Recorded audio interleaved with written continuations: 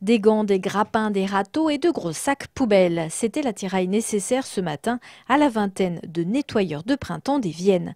Unis dans le même effort, à des techniciens du SAFSAT, le syndicat d'aménagement de la vallée de la Seine de l'agglomération troyenne, des membres de la Coulée Verte, des bénévoles, des élus et des conseillers municipaux jeunes. Ce matin, nous sommes là pour contribuer à la biodiversité. Nous nettoyons les Viennes pour que ça ne bouge pas, par exemple, sous les ponts, tout ça, pour ne pas trop polluer la nature, pour la dépolluer même. Le bon sens était du côté des jeunes ce matin, car l'opération nettoyage avait, outre la volonté de sensibiliser au respect de son environnement, de montrer une forte présence sur un site souvent dégradé, vandalisé.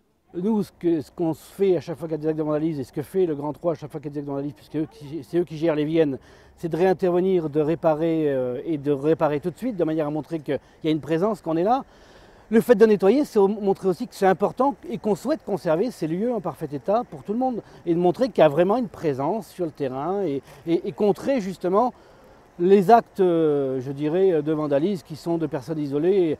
La fontaine Saint-Martin a été débarrassée de quelques troncs d'arbres de belle taille et le Nago nettoyé de multiples branchages, morceaux de verre et même de vaisselle. On a récupéré plein de choses comme plein de bouteilles et du papier. Du fait qu'on retire des branches, qu'on retire des détritus, ça donne plus de courant, hein, plus de vie. Et tout à l'heure, il y a un ami là, qui a vu des verrons. Donc c'est un bon signe, hein, c'est un bon signe.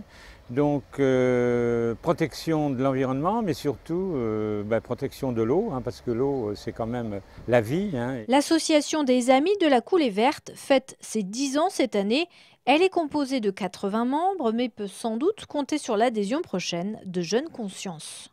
Souvent on se dit que les gens ils sont pas super bien élevés ou ils jettent vraiment des choses bêtement.